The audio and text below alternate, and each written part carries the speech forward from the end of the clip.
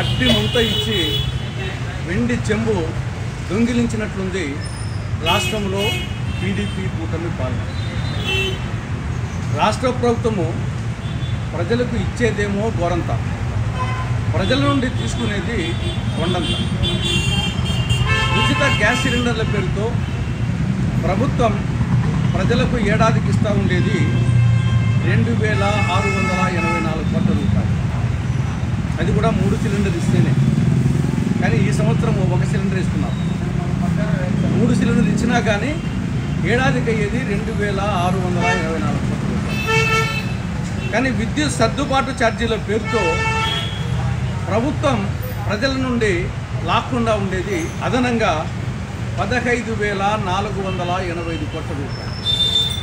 అందుకే ఇచ్చేది 2,684 కోట్ల రూపాయలు, లాక్కుంటా ఉండేది 15,485 కోట్లు. ఈ ప్రభుత్వం, ఈ పార్టీ అధికారంలోకి వచ్చడానికి ప్రధానమైన కారణం సూపర్ 6 పథకాలు. కానీ అధికారంలోకి వచ్చి 6 నెలలు అయింది. సూపర్ 6 పథకాలు సూపర్ ఫ్లాప్ అయిపోయింది. ఇందులో నిరుద్యోగ వృత్తి, యువతకు సంబంధించి నిరుద్యోగ వృత్తి కింద ఇంతవరకు పైసా ఇవ్వలేదు. మొన్న బడ్జెట్లో కూడా దాని ప్రస్తావనే లేదు. ఇక తల్లికి వందనం పథకం కింద ఇంతవరకు ఒక్క విద్యార్థికి ఒక్క పైసా ఇచ్చిన పాపన పోలేదు. ఇది ఎలా ఉందంటే తల్లికి వందనం నిల్, తండ్రికి ఇంధనం ఫుల్ అనే విధంగా పరిపాలన సాగుతూ ఉంది. ఇక రైతులకు సంబంధించి అన్నదాత సుఖీభవ పథకం అన్నదాత దుఃఖీభవ పథకంగా తయారైంది. మద్యం పాలసీ ఎలా అయిందంటే మండలానికి 4 మద్యం షాపులు, 40 బెల్ట్ షాపుల విధంగా తయారైంది. ఉచిత ఇసుక విధానం ఉత్తుత్తి ఇసుక విధానంగా తయారైంది.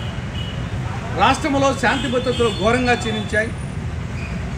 ఆడవాళ్లకు రక్షణ లేదు, మొగోళ్లకు రక్షణ లేదు, ఆఖరికి హిజ్రాలకు రక్షణ లేదు. ఇది ఓవరాల్గా గత 6 నెలలుగా టీడీపీ కూటమి పాలన.